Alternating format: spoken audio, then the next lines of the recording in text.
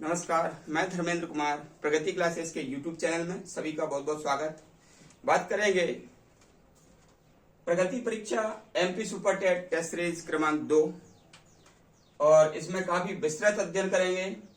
तो ये प्रश्न क्रमांक 1 से लेकर के 10 तक ये मैंने यहाँ पर लिख दिए हैं और इसको एक्सप्लेन करेंगे। तो देख लेते हैं प्रश्न क्रमांक 1। तो प्रश्न क्रमांक 1 है डाईयूरेसिस क्या होता है। तो डाईयूरेसिस क्या होता है कि जब यूरिन की मात्रा बढ़ जाती है, जब शरीर में यूरिन की मात्रा बढ़ जाती है तो उसको डाईयूरेसिस कहते हैं। ठीक है, यानी कि पहला प्रश्न है डाईयूरेसिस क्या होता है। तो मूत्र की मात्रा बढ़ जाना,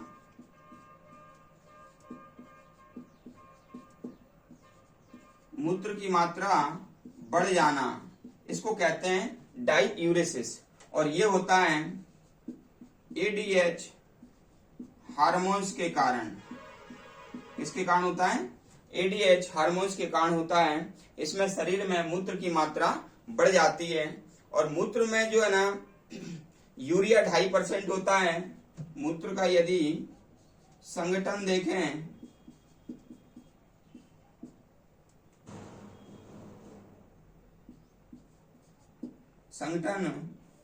तो इसमें पानी तो 95% रहता है, 95%, और यूरिया 2.5% होता है, इसमें 2.5%। ठीक है, और जो मूत्र का जो पीएच होता है, पोटेंशियल हाइड्रोजन जिसे कहते हैं, ये होता है 6.0, यानी कि मूत्र अम्लीय प्रकृति का होता है। ठीक है, तो इतनी जानकारी हमें इसमें रखना है। अगला प्रश्न है प्रश्न नंबर 2। और प्रश्न नंबर 2 कहता है एड्स रोग के निदान में किस विधि का प्रयोग किया जाता है।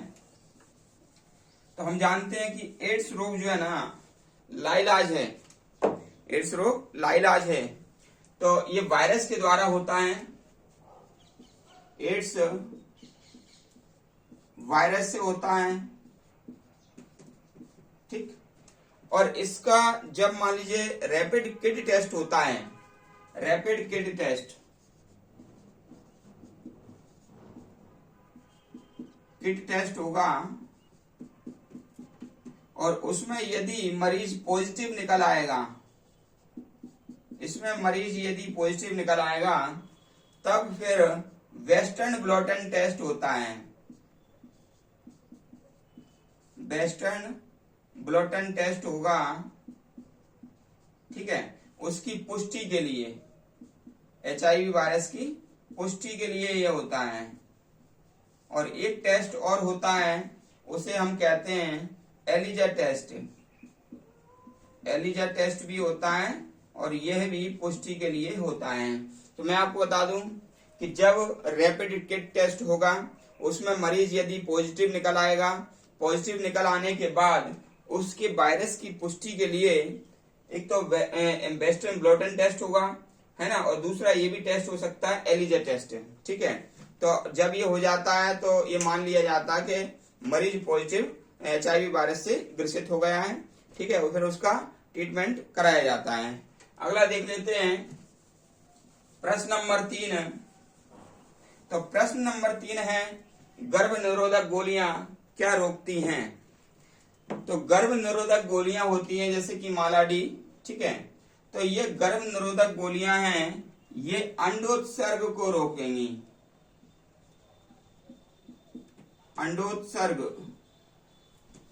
अंडोत्सर्ग को रोकती हैं। ठीक है, जैसे कि मालाडी। ठीक है, इस टेबलेट को रोज लेना पड़ता है और इस टेबलेट में क्या होता है, इस टेबलेट में दो कृत्रिम हार्मोन्स होते हैं। 2 कृत्रिम हार्मोन्स होते हैं। इसमें कौन कौन से होते हैं? एक तो होता है एस्ट्रोजन और दूसरा होता है प्रोजेस्टेरॉन। ये 2 कृत्रिम हार्मोन्स होते हैं, ठीक है, गर्भ निरोधक गोलियों में। और गर्भ निरोधक गोली का जो आविष्कार किया था वो किया था पिनकस ने। आविष्कार यानी कि बनाया था उस गोली को, ठीक है ना, तो वो बनाया था पिनकस, याद कर लेना ये, ठीक है। गोली का आविष्कार पिनकस ने किया था, ठीक है। आगे बढ़ते हैं। प्रश्न नंबर 4। प्रश्न नंबर 4 है, मानव शरीर में पाई जाने वाली सबसे बड़ी ग्रंथि कौन सी है? तो आपको पता है कि जो ग्रंथियां होती हैं, ग्रंथियां 3 प्रकार की होती हैं। एक तो होता है अंतःस्रावी ग्रंथि, अंतःस्रावी ग्रंथि। दूसरा होता है वही स्रावी ग्रंथि, और तीसरा होता है मिश्रित ग्रंथि, ठीक है। ये 3 प्रकार की ग्रंथि होती हैं। तो यहाँ पर प्रश्न है, मानव शरीर की पाई जाने वाली सबसे बड़ी ग्रंथि कौन सी है? तो सबसे बड़ी ग्रंथि मानव शरीर में, देखो यदि बात करें तो ग्रंथि अंतःस्रावी ग्रंथि की यदि बात करेंगे तो थायराइड है। अंतःस्रावी ग्रंथि कौन सी है? थायराइड। थायराइड सबसे बड़ी है, ये प्लस लगा देंगे। लेकिन यदि सिर्फ ग्रंथि की बात करेंगे तो वो आ जाएगा यकृत, ठीक है। यकृत सबसे बड़ा अंग भी होता है, ठीक है। और थायराइड ग्रंथि तो सबसे बड़ी है। और सबसे छोटी कौन सी है? छोटी है पीयूष ग्रंथि। पीयूष ग्रंथि सबसे छोटी, सबसे छोटी ग्रंथि पीयूष ग्रंथि। और सबसे बड़ी ग्रंथि अंतःस्रावी ग्रंथि थायराइड ग्रंथि। थायराइड ग्रंथि गले में पाई जाती है, थायराइड ग्रंथि गले में पाई जाती है।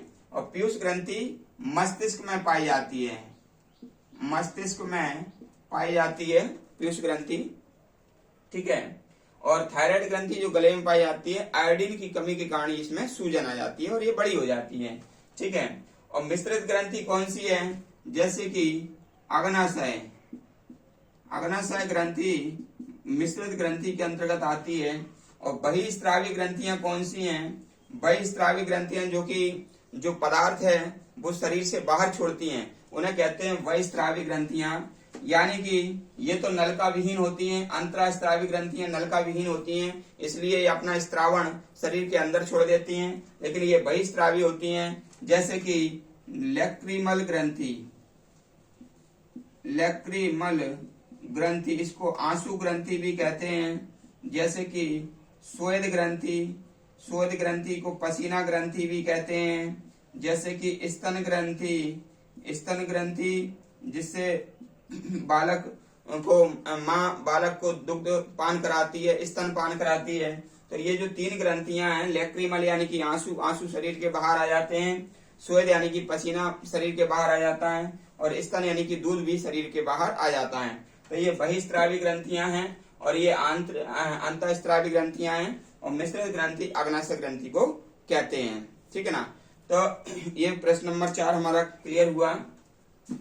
अब देख लेते हैं प्रश्न नंबर 5। तो प्रश्न नंबर 5 है, गर्भधारण में सहायक हार्मोन्स कौन सा है? ठीक है, तो गर्भधारण में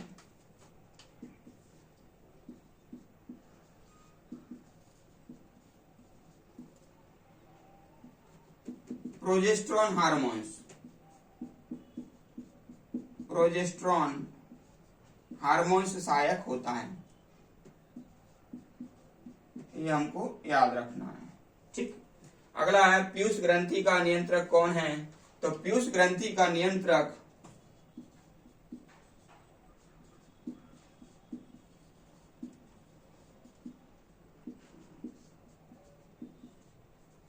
हाइपोथैलेमस,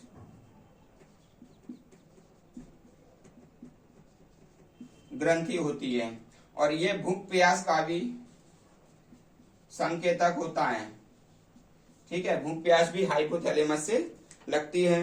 प्रश्न नंबर 6 भी हो गया ये। अब देख लेते हैं प्रश्न नंबर 7। तो प्रश्न नंबर जो 7 है, ठीक है, मूत्रालयों के पास नाक में चुभने वाली गंध का कारण क्या है? ठीक है, तो अमोनिया इसका मुख्य कारण है। कौन सा है?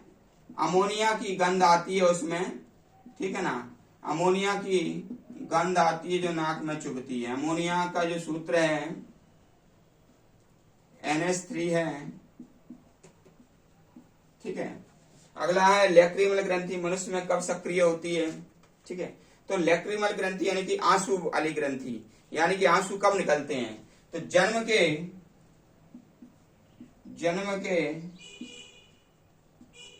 4 माह बाद लैक्रिमल ग्रंथि सक्रिय होती है। लैक्रिमल ग्रंथि सक्रिय होती है, ये याद कर लेना। प्रश्न नंबर 8। तो प्रश्न नंबर 8 है, 8 हो गया लैक्रिमल। प्रश्न नंबर 9, ट्रेकोमा में आंख का कौन सा भाग सक्रिय होता है? तो जो ट्रेकोमा में आंख का कॉर्निया भाग सक्रिय होता है, कॉर्निया भाग सक्रिय होता है। और नेत्रदान में भी कॉर्निया दिया जाता है, ठीक है। जो काला उठा भाग रहता है आंख के अंदर, जो उठा हुआ काला भाग रहता है उसको कहते हैं कॉर्निया। नेत्रदान में यही दान किया जाता है और ट्रेकोमा भी यही प्रभावित करता है। हृदय की धड़कन को कौन सा तत्व नियंत्रित करता है? तो भैया सोडियम जो है, सोडियम, ये हृदय की धड़कन को नियंत्रित करेगा, हृदय की धड़कन को नियंत्रित करेगा सोडियम, ठीक है। और सोडियम एक ऐसी धातु है जो कि मिट्टी के तेल में रखी जाती है, बहुत ही मुलायम धातु होता है, ठीक है। तो ये तो खनिज के अंतर्गत आएगा। हृदय की धड़कन को नियंत्रित करने वाला तत्व कौन है? सोडियम, ठीक है। तो ये आपको टेस्ट सीरीज नंबर 2 जो कि मध्य प्रदेश MP सुपरटेट विज्ञान समूह से संबंधित है, आपको कैसी लगी आप कमेंट्स करके बताएं। टेस्ट सीरीज रेगुलर आएगी, अभी कुछ गैप हो गया इसमें, तो मैं एक्स्ट्रा टेस्ट सीरीज भी आपको अपलोड कर दूंगा, लेकिन नियम से रहेगा। तो अभी ये टेस्ट सीरीज 2 है, आप सारी टेस्ट सीरीज अच्छे से पढ़ें और क्वेश्चन आने की बहुत ही ज्यादा संभावना है, क्योंकि सारे क्वेश्चन मैंने वही लिए हैं जो कि कहीं ना कहीं किसी न किसी राज्य में किसी न किसी एग्जाम में आ चुके हैं।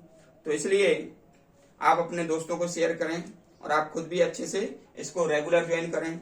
और वीडियो आपको कैसा लगा आप कमेंट्स करके बताएं। और वीडियो देखने के लिए सभी का बहुत बहुत धन्यवाद।